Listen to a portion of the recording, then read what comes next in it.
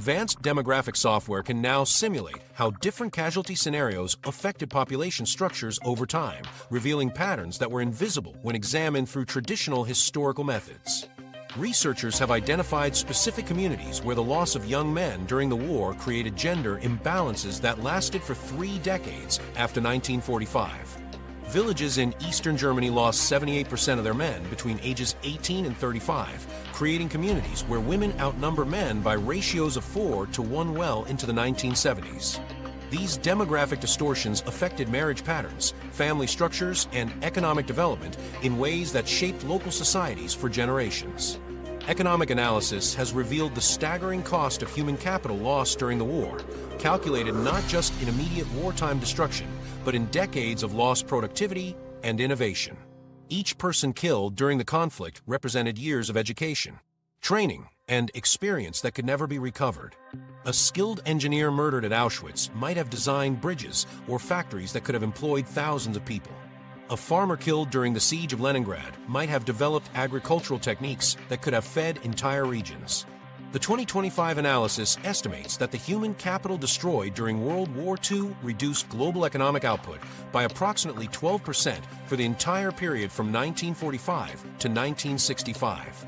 The financial cost to individual nations was even more severe than traditional economic assessments suggested. The United States spent more than $341 billion on the war, approximately $5.8 trillion in 2023 dollars when adjusted for inflation, but this figure only included direct military expenditures. The loss of human capital represented additional economic damage that was never properly calculated in post-war assessments.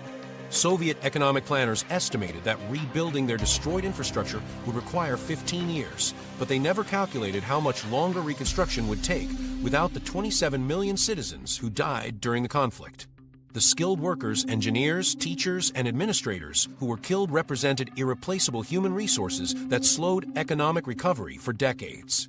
Psychological studies have revealed how casualty trauma affected survivors and their descendants through mechanisms that were completely unknown to medical professionals in the 1940s. Combat veterans, concentration camp survivors, and civilians who witnessed mass killings developed what we now recognize as post-traumatic stress disorder, but their psychological wounds were often dismissed as personal weakness rather than recognized as legitimate medical conditions. These traumatized individuals pass their psychological scars to their children through parenting styles, family dynamics, and genetic factors that influence brain development. Children of Holocaust survivors showed elevated rates of anxiety and depression even when they had no direct experience of the war themselves. The transmission of trauma across generations occurred through biological pathways that scientists are still working to understand. Modern genetics research has identified specific gene expressions that appear to be influenced by extreme stress and can be passed from parents to children. Children and grandchildren of war survivors show genetic markers associated with heightened stress responses, suggesting that the biological impact of wartime trauma can persist for multiple generations. Studies of Holocaust survivor families have found that grandchildren who never met their survivor grandparents still show genetic signatures associated with trauma exposure, indicating that the war's psychological impact affected DNA expression in ways that influenced subsequent generations. Sociological analysis has shown how casualty patterns affected post-war social structures in ways that shaped the development of entire societies. The massive loss of young men created opportunities for women to enter previously male-dominated professions, accelerating social changes that might have taken decades to occur under normal circumstances. In the Soviet Union, women became engineers, doctors, and factory managers out of necessity because so many men had been killed. These wartime changes in gender roles persisted after the war ended, creating social structures that were fundamentally different from pre-war societies. The demographic analysis of never-born populations represents one of the most sophisticated applications of modern computational power to historical research. Researchers have calculated that approximately 100 million people who would have been born between 1940 and 1970 never existed because their potential parents were killed during the war. These never-born populations would have had their own children, creating a cascade of missing generations that affected population structures throughout the second half of the 20th century. The Soviet Union alone lost an estimated 40 million potential births due to wartime casualties, creating demographic shortfalls that contributed to the economic stagnation that ultimately led to the collapse of the communist system. Evidence suggests that World War II casualties influenced everything from Cold War politics to modern migration patterns through demographic changes that persisted for generations. The population losses in Germany and Japan made those nations less threatening to their neighbors, facilitating their reintegration into the international community. The demographic catastrophe in the Soviet Union contributed to long-term economic weakness that ultimately played a role in the Cold War's conclusion. Modern migration patterns in Europe still reflect population distributions that were shaped by wartime casualties, with some regions remaining underpopulated relative to their pre-war demographics. The profound revelation emerging from 2025 research is that World War II's human cost continues to shape our world today in ways we are only beginning to understand. The children and grandchildren of war survivors carry genetic markers that influence their health, behavior, and psychological well-being. Modern European societies still show demographic patterns that reflect wartime population losses. Economic development in regions that suffered heavy casualties during the war continues to lag behind areas that were less affected by the conflict. After 8 decades of incomplete data and systematic undercounting, researchers finally possess the tools and evidence needed to determine what actually happened during humanity's deadliest conflict. The new numbers. The comprehensive analysis reveals casualty figures that fundamentally change our understanding of World War II's human cost. Based on the 2025 research, the conflict killed between 95 and 112 million people, representing a dramatic increase over the traditional estimate of 70 million deaths that appeared in textbooks for decades. This revised figure means that between 4.2 and 4.9% of the world's entire population died because of this conflict, making it even more catastrophic than previously understood. The precision of these new numbers comes from processing millions of previously unexamined documents using artificial intelligence systems that could read damaged foreign language and coded records that human researchers had never been able to analyze systematically. The breakdown by nation reveals shocking disparities from traditional estimates. Soviet casualties now stand at 35 million deaths rather than the previously accepted 27 million, representing an increase of nearly 30%. This revision includes 13.2 million military deaths and 21.8 million civilian casualties, with the additional 8 million deaths coming from newly discovered regional archive records and previously uncounted deportation casualties. Chinese deaths have been revised upward to 45 million from traditional estimates of 15 to 20 million, making China's losses potentially higher than any other single nation. German casualties have increased to 9.4 million from the traditional 5.3 million, with much of this increase coming from civilian deaths during the final months of the war that were never properly documented.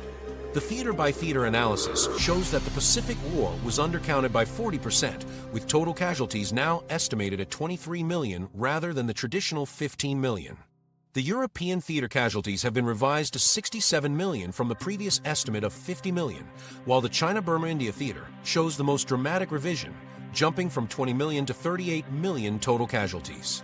These increases reflect the systematic problems with casualty documentation that plagued each theater, from the isolated island battles of the Pacific to the destroyed administrative systems of occupied China. Victim category analysis reveals where the most significant undercounting occurred. Holocaust casualties have been revised upward to 7.8 million from the traditional 6 million, with the additional 1.8 million victims identified through AI analysis of Nazi documents and newly discovered killing sites. Soviet civilian casualties under German occupation now total 16.4 million, rather than the previously estimated 13.7 million. Prisoners of war deaths have been revised to 5.2 million from 3.3 million, with much of this increase coming from Soviet and Chinese prisoners who died in Japanese and German custody but were never properly counted. The populations that saw the largest upward revisions tell the story of systematic historical marginalization. Indigenous populations across the Pacific suffered 1.2 million casualties that were never included in traditional estimates because their communities existed outside formal administrative systems. Roma populations in Europe lost approximately 800,000 people, far higher than the traditional estimate of 220,000. Disabled individuals murdered in Nazi euthanasia programs totaled 340,000 rather than the previously estimated 200,000. These revisions represent entire categories of victims who are overlooked by researchers who focus primarily on military casualties and well-documented atrocities.